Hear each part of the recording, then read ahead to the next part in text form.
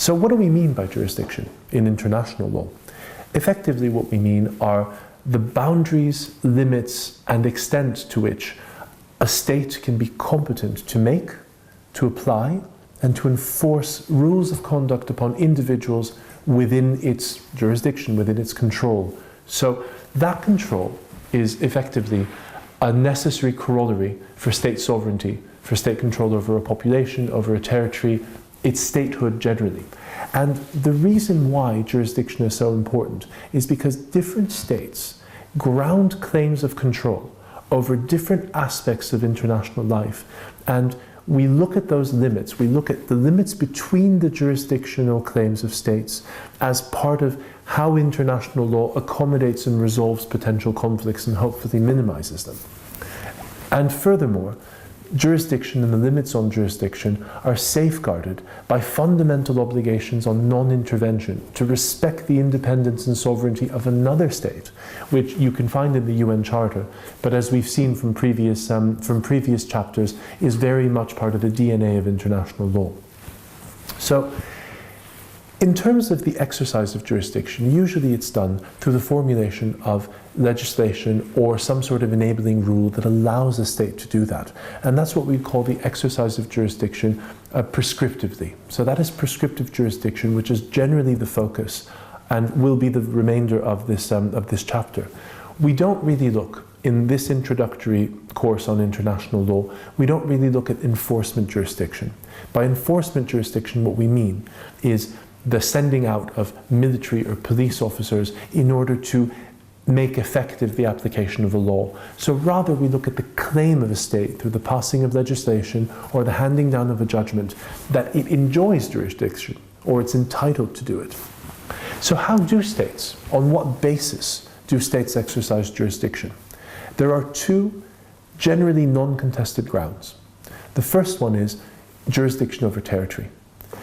A state usually claims jurisdiction over any acts or activities that occur within its territory, whether it's by natural persons or human beings, or legal persons such as corporations, or even foreign nationals coming into your territory, foreign corporations, and in some cases the acts of foreign states. That is jurisdiction over one's territory, and it's the least contested principle, given that a state usually has control over that territory. And the second one, which in fact predates jurisdiction over territory, is jurisdiction over your own nationals, your own citizens. And that has to do with the bond of citizenship between an individual and their state of nationality. As I mentioned, it predates jurisdiction over territory because before the emergence of the modern state, very often the link was purely personal. As people moved from one territory to another, the link remained one of loyalty to your sovereign. But jurisdiction over one's nationals is generally uncontested and will apply irrespective of whether a crime or an act has been committed outside a state's territory. So long as it's been committed by its own nationals, jurisdiction can be successfully claimed. We then move into three more controversial grounds, which are also grounds through which states claim jurisdiction but become problematic.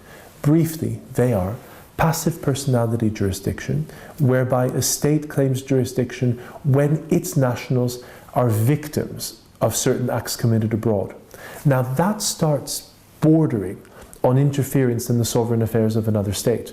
So broadly speaking, it has evolved over time to be quite tightly confined to only victims of certain types of acts, usually violations of jus cogens. So victims of slavery, of torture, of genocide, of crimes against humanity.